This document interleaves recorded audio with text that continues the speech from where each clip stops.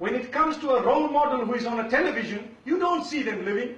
You only know them for the moment they are on that program. But when they are living with you, you see everything. That is why we in Islam are taught that the Sahaba radiallahu anhum, the companions of the Prophet, have a level nobody else can reach. Because they were known as companions. They were in the company of the Prophet sallallahu alaihi wasallam. They spent time watching his 24/7 day. They knew how he did what he did.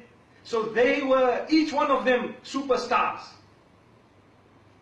Why? Because they lived with the superstar, the best of creation, sallallahu alaihi wasallam. That is what made them companions. They were not just known as friends. Nowhere in the books of hadith will you find a description saying that those are the friends, meaning using the word friends over the word companions. They are known as companions. Because companionship is what develops a person. يُعْرَفُ الْمَرْءُ بِخَلِيلِهِ فَلْيَنْظُرْ أَحَدُكُمْ مَنْ يُخَالِلْ. A person is known by the company he or she keeps. So each one of you, be careful whom you have befriended, whom you have allowed into your company. Not everyone who wants to be your friend should be allowed to be your friend. You need to vet that.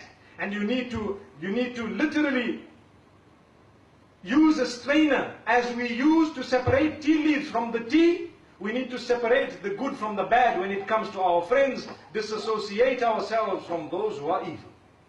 Because if we have bad company, even if we are good, that bad company will brush off onto us, because we have been guaranteed that by the Quran and by the hadith of the Prophet ﷺ. And this is why, if you want your child to be married, or if you want to marry, look at the company of your spouse before you marry. What type of people does he or she mix with? That will give you an idea of what type of a person the person is. When you have fish in the sea, the fish of one type move together in a school. You will not find one whale, one small fish, one kingfish, one something else all together moving together. No, they are fish who have something in common, they move together. The same applies with us. When you see a people moving in a group, you know that they have something in common. Either they are on drugs together, or either they go to the masjid together. May Allah protect us all.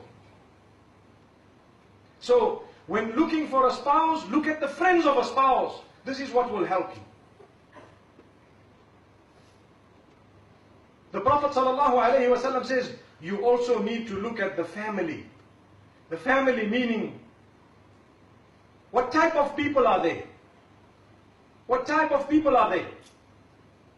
And he says that there are certain qualities that generally people look at. Some people look at the wealth. Some people look at the lineage, which is the family. Some people look at the beauty. And some people look at the religious level. Then he says, become successful by making the religious level the main deciding factor. What does that mean? That means it is not wrong to look at how good looking the girl is. It's not wrong. You can. But if she has no religion, then opt for someone else. You can compromise the first three things, but don't ever compromise the last thing.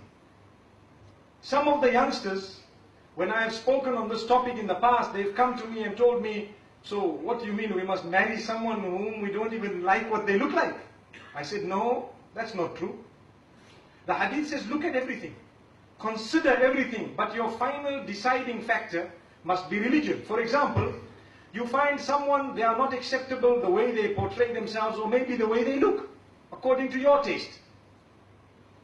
But at the same time, their religious level is very high. We are not telling you to marry them, but we are telling you, you can get someone else who might look in your eyes a little bit better, but their religious level is similar to that. And if you continue hunting, you will find, subhanAllah,